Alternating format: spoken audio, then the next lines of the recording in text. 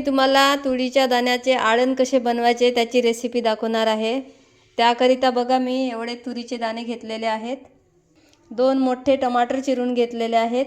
एवढे 5 ते 6 ओली मिरची चिरून घेतली।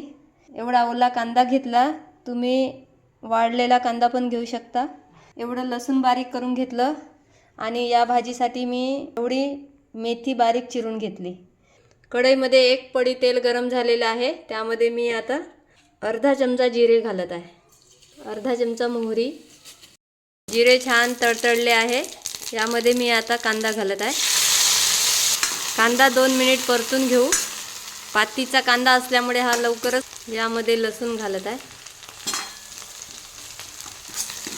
या तुरीच्या दाण्याच्या आळणची जी भाजी आहे त्यामध्ये आपल्याला जास्तचे मसाले घालायची गरज नाही, ती अशीच सुंदर लागते। यामध्ये मी आता ओली मिरची घालते।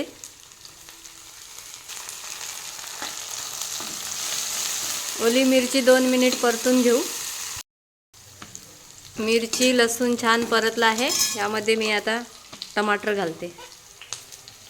आळणाची चव ही थोडीशी आंबटसर छान लागते, म्हणून मी टमाटर थोडे जास्त घातलेले आहे।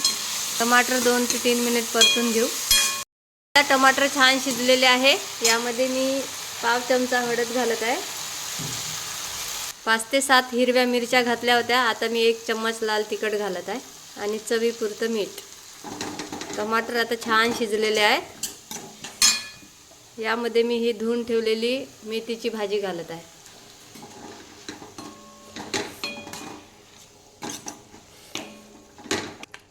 यामध्ये हे तुरीचे दाणे घालत आहे। तुरीचे दाणे पण धुवून घेतलेले आहेत।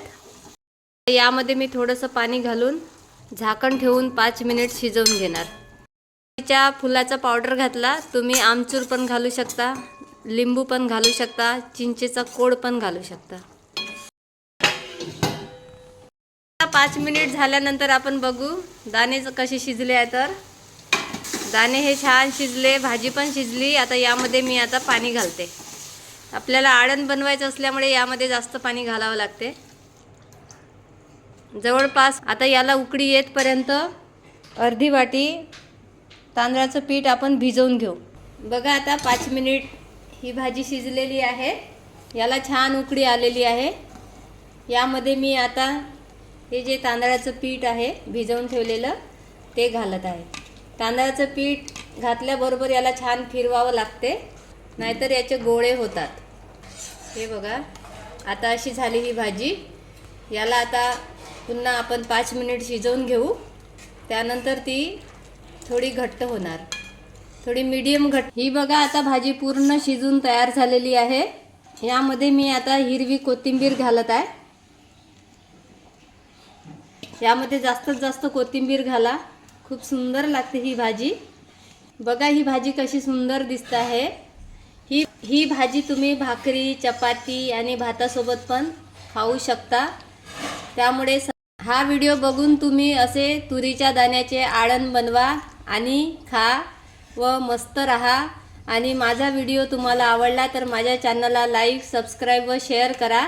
व तुम्ही तुरीच्या दाण्याच्या कशी भाजी बनवता ते मला कमेंटद्वारे नक्की कळवा। धन्यवाद।